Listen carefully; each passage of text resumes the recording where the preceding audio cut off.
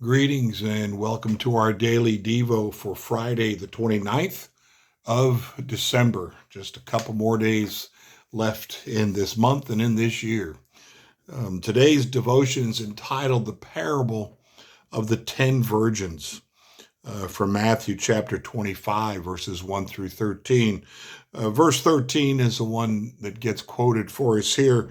Therefore, keep watch, because you do not know the day or the hour. There's a theme here, it seems, from yesterday as well. The parable of the 10 virgins, Matthew 25, 1 through 13. The fact so easily slips to a remote corner of my mind, displaced by other priorities. Jesus is coming back. So here it is, one more reminder to be prepared. This parable takes us to a village wedding in first century Israel. Two families had carefully weighed in the proposed match and discussed the relevant financial matters. A contract was signed, the engagement announced, and a wedding day set.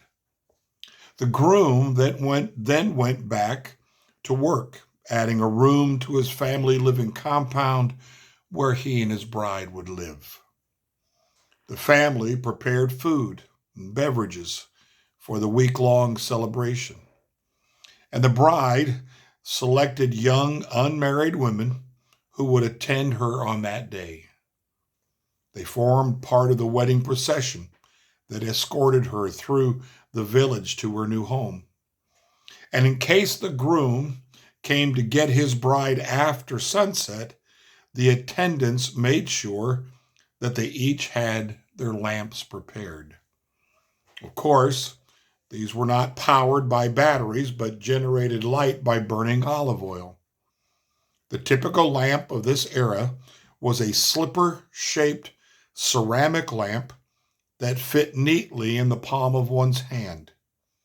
It had a round opening on the top for adding fuel and a spout through which a wick could be draped.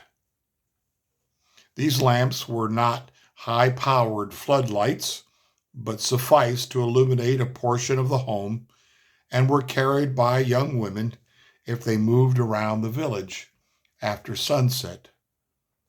Even though the streets were familiar, it was a matter of cultural honor for them to carry a lamp so that others would know who they were and that their nighttime movements were honorable. The parable divides the 10 attendants into two groups of 5, one wise group, one foolish group. The wise attendants had thought ahead.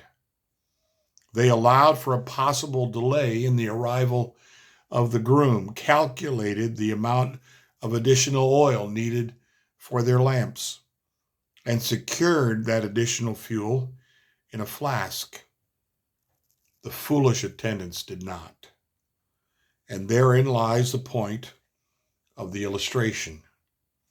The timing of Jesus' second coming, like the arrival of the groom at the home of the bride, is unknowable. It is unknowable, Matthew 24:36. It simply has not been revealed. That leaves us with one option. Be thoughtfully prepared every day. Be thoughtfully prepared every day.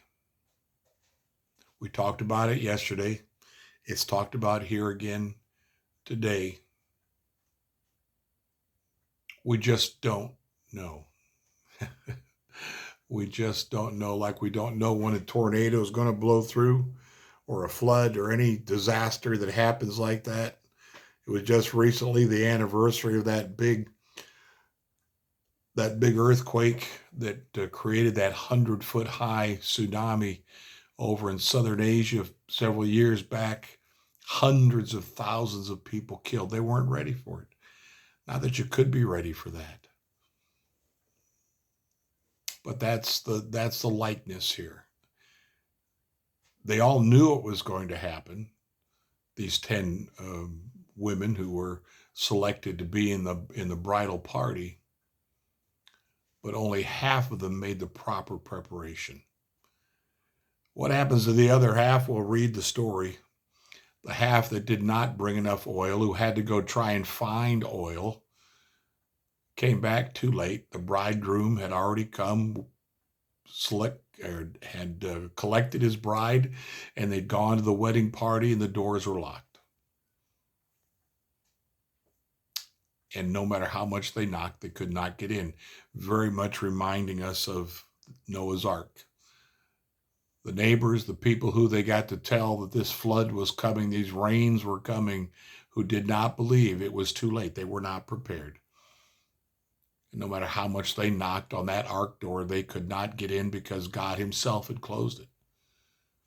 It's a serious thing. We need to not only think about ourselves, we need to think about others around us that we know, who they themselves are not ready for the return of the groom. So many stories Jesus tells that carries this theme throughout, of being prepared, of the groom coming back for his bride. That's the picture of the second coming. That's a wonderful picture indeed. And there's not much more to say. Be prepared. Be living a life every day where you are prepared for the Lord's return, because we do not know the day. We do not know the hour. It's just the way it is. Blessings to you today.